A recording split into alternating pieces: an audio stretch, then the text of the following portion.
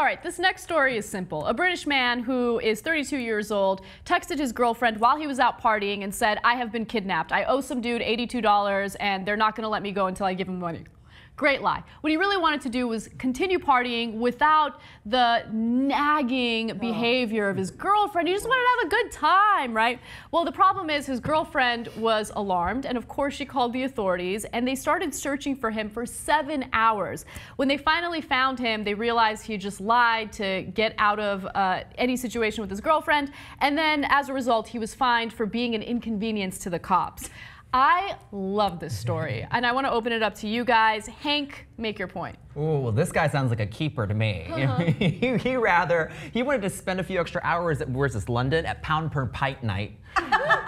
Because they have those, and you know, and he wanted to lie about kidnapping rather than actually go home or tell his girlfriend the truth. Like, if I was, I would have been mortified. Like, I'm like, is he gonna show up on TV in a desert with a knife to his neck? Like, what is going on here? So You're not giving him a pass. No, Interesting. I think they're both pieces of chicken shit. I think because there's clearly a communication problem going on that has escalated to kidnapping.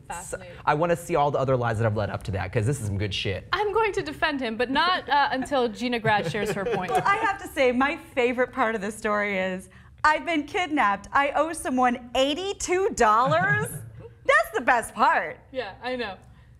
I'm broke. I live paycheck to pay. I'm one paycheck from being on the street. I have $82. 82 pounds. Yeah. Okay. So, I have $120. Yeah. So that's amazing. Yeah. But like Hank said, their relationship has to be so aggressively screwed up emotionally that and I don't know her. She seemed like she did the right thing. She called the cops.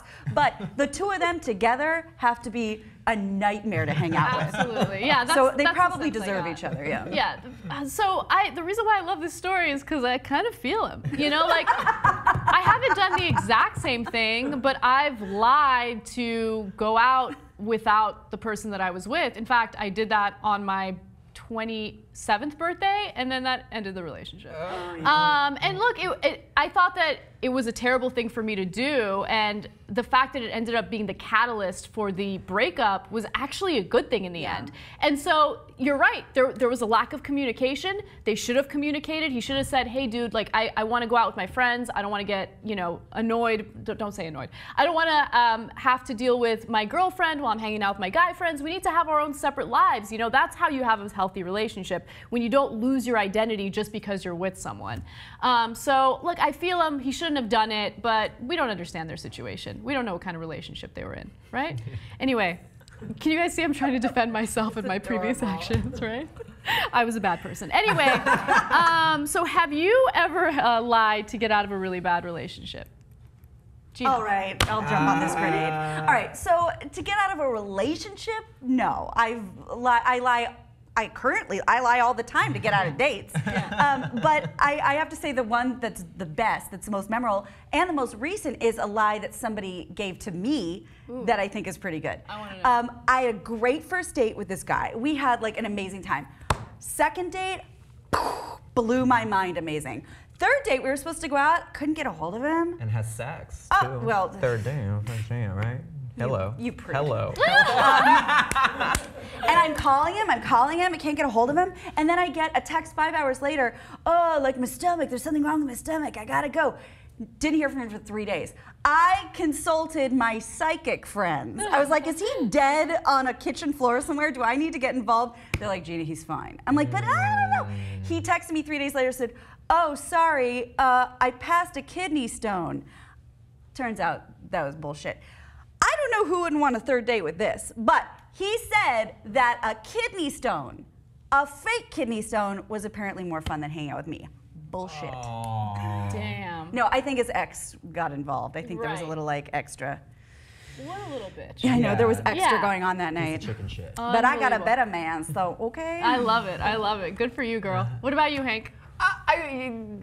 Like you, I mean, I'm generally actually pretty upfront because I don't like being lied to. It doesn't feel good about it. So the biggest lie I will tell someone is I'm not feeling well, or, you know, if I don't want them to stay the night, you know, I gotta be up early the next morning. Like, you want to do like the polite thing and hope that the other person has enough sense to pick up on the social cues, and then you kind of just phases out a little bit. Yeah. Because I think people respect that more. I think this girl, had he been like, yo, babe, listen, like, you know, we got in a fight yesterday, so I feel like I just need to spend some time with my boys. She would have been upset, but that's more honorable, I think, than lying about a kidnapping or a kidney stone, for crying out loud. Yeah. And this, I mean, this guy really did double down. Like you said, you could just say, like, I'm not feeling well, let's do our own thing tonight.